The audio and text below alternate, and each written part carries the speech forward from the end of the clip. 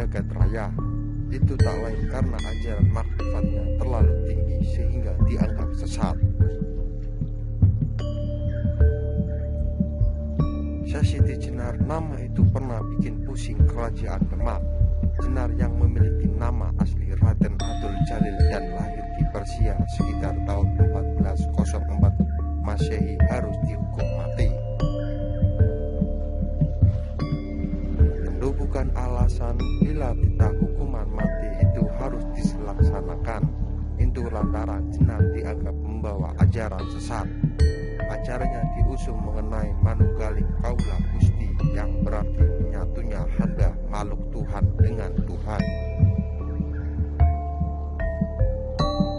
Ajaran-ajarannya tertuang dalam karya sastra buatannya sendiri yang disebut Pupuh, yang berisi tentang budi pekerti.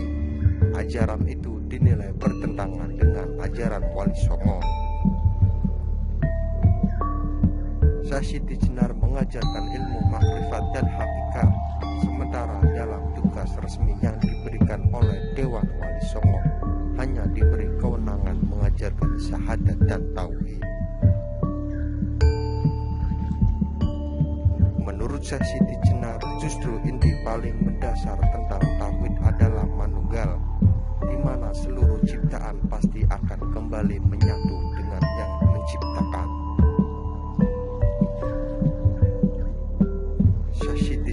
Juga mengajarkan agar seseorang dapat lebih mengutamakan prinsip ikhlas dalam menjalankan ibadah. Orang yang beribadah dengan mengharapkan surga atau pahala berarti belum bisa disebut ikhlas.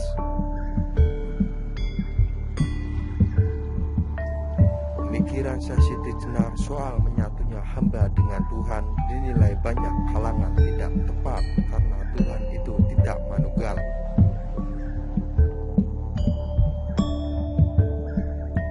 Ajaran Syekh Siti Jenar ini pun terungkap saat para wali dan sejumlah tokoh Islam menggelar pertemuan di Istana Argapura Giri, Gresik. Masing-masing pemuka agama Islam itu menyampaikan pemahaman dan pengetahuan mereka tentang agama. Saat Syekh Siti Jenar mendapat hak bicara, dia memaparkan pemikirannya dengan gamblang dan ini membuat seluruh wali tersentak.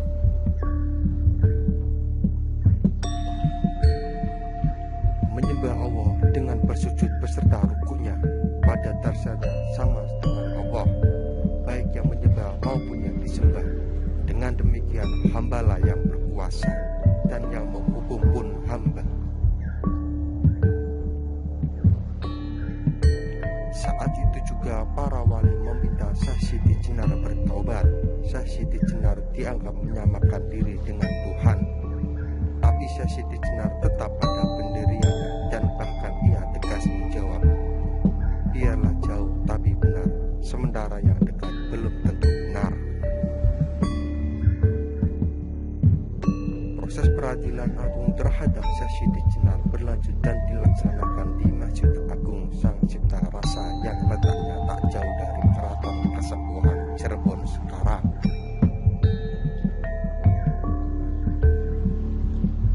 Dalam peradilan itu, Sunan Gunung Jati bertindak sebagai hakim dan Sunan Kudus bertindak sebagai jaksa.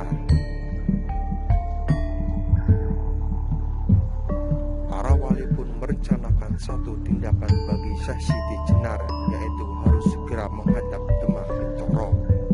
Namun pengiriman utusan Syekh Tumbo dan Pangeran Baya ternyata tak cukup untuk dapat membuat Syekh Siti Jenar memenuhi panggilan Sri Rarenda Raja Demak Bintoro untuk menghadap ke Kerajaan Demak.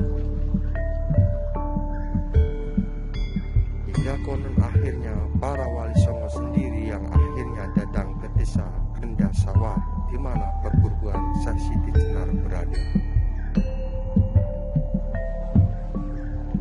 Syekh Siti Jenar diketahui hukuman mati dengan saksi yang diberikan berupa penikaman keris ke tubuh Syekh Siti Jenar.